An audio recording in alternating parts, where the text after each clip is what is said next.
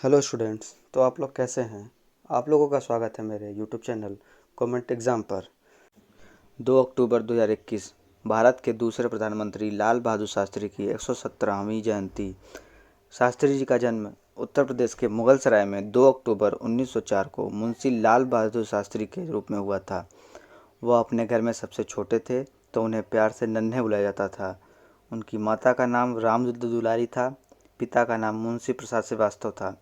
शास्त्री जी की पत्नी का नाम ललिता देवी था। जाने उनके जीवन से जुड़ी 10 अहम बातें। मुश्किल परिस्थितियों में शिक्षा हासिल की। बचपन में ही पिता की मौत के कारण नन्हे अपनी मां के साथ नाना के घर मिर्ज़ापुर चले गए।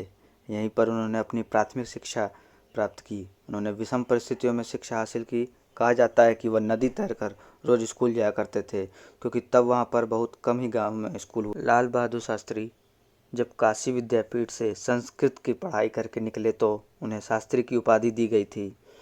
इसके बाद उन्होंने अपने नाम के आगे शास्त्री लगाना शुरू कर दिया। 16 साल की उम्र में उन्होंने पढ़ाई छोड़ दी और गांधी जी के असहयोग आंदोलन में शामिल हुए। शास्त्री जी का विवाह 1928 में ललिता शास्त्री के साथ हुआ, जिनसे 2 बेटियां और 4 बेटे हुए। देश के अन्य नेताओं की भांति शास्त्री जी में भी देश को आज़ाद कराने की ललक थी, लिहाजा वह 1920 में ही आज़ादी की लड़ाई में कूद पड़े थे।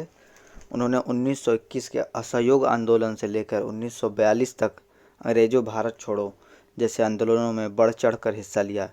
इस दौरान वो कई बार गिरफ्तार भी किए गए और पुलिसिया कार्रवाई के। शास्त्री जी के प्रधानमंत्री बनने के बाद 1965 में भारत पाकिस्तान का युद्ध हुआ, जिसमें शास्त्री जी ने विषम परिस्थितियों में देश को संभाले रखा। सेना के जवानों और किसानों के महत्व को बताते हुए उन्होंने जय जवान जय किसान का नारा भी दिया। आज़ादी के बाद शास्त्री 1951 में नई दिल्ली आ गए एवं केंद्रीय मंत्रिमंडल के कई विभागों का प्रभार संभाला। वह रेल मंत्री, परिवहन एवं संचार मंत्री, वाणिज्य एवं उद्योग मंत्री, गृह मंत्री एवं नेहरू जी की बीमारी के दौरान बिना विभाग के मंत्री रहे। 1964 में जब लाल बहादुर शास्त्री जी प्रधानमंत्री बने तो उनके शासनकाल में 1965 में भारत और पाकिस्तान से युद्ध के दौरान देश में अन्न की कमी हो गई। देश भूखमरी की समस्या से गुजरने लगा। उस समय संकट के काल में लाल बहादुर शास्त्री ने अपना तनख्वाह लेना बंद कर दिया। देश के लोगों से लाल बहादुर शास्त्री ने अपील की कि वो हफ्ते में एक। शास्त्री जी ने 11 जनवरी 1966 को ताशकंद में अंतिम सांस ली थी। 10 जनवरी 1966 को ताशकंद में पाकिस्तान के साथ शांति समझौते पर करार के महज 12 घंटे बाद 11 जनवरी लाल बहादुर शास्त्री की अचानक मृत्यु हो गई। कुछ लोग उनकी मृत्यु को आज भी एक रहस्य के रूप में देखते हैं।